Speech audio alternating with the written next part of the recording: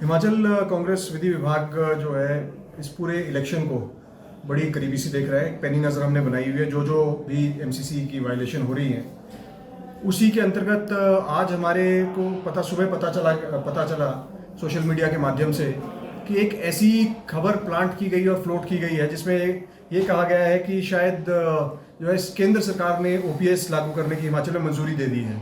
परंतु जब इसकी खोजबीन की गई तो हमें मालूम पड़ा कि इसमें कोई ऐसा सत्य नहीं है। ना ही केंद्र सरकार ओपीएस देने के हक में है, ना ही प्रदेश सरकार ओपीएस देने के हक में है, और ना ही ऐसा हुआ है।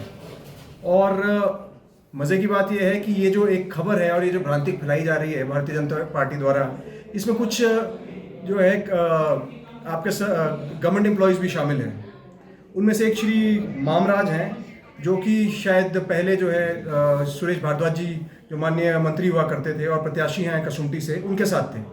तो इस अंतर्गत जो है हमारे चेयरमैन जो हैं लीगल डिपार्टमेंट के श्री आयन मेहता जी, उनके साथ मैंने स्वयं जाके इलेक्शन कमीशन में चीफ इलेक्टोरल ऑफिसर को हमने कंप्लेंट दी है।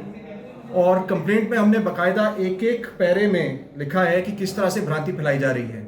और दुख की बात यह है कि कुछ मीडिया के बंधु भी इस खबर को उठा के चला रहे हैं। परंतु मैं आपको बताना चाहूँगा, ओपीएस अगर दे सकती है तो सिर्फ कांग्रेस पार्टी ही दे सकती है प्रदेश में।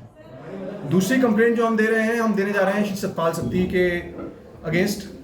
श्री सतपाल सत्ती ने जो है अभी ही कल ही उनकी एक ऑडियो वायरल हुई है जिसमें वो बहुत से गवर्नमेंट एम्प्लॉयज़ को फ़ोन करके telephonically he is trying to threaten them.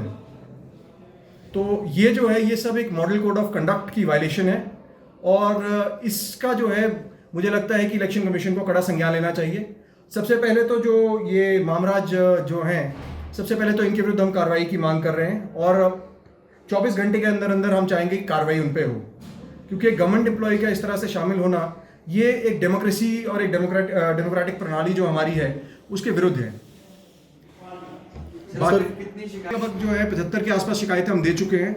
सबसे बड़ी जो कार्रवाई हुई है वो तो मुझे लगता है आपको शायद प्रेस वार्ता में बता दिया गया होगा। डायरेक्टर आईपीआर जो थे उनको वहाँ से हटा के अब सिर्फ special secretary to the honourable chief minister कर दिया गया है।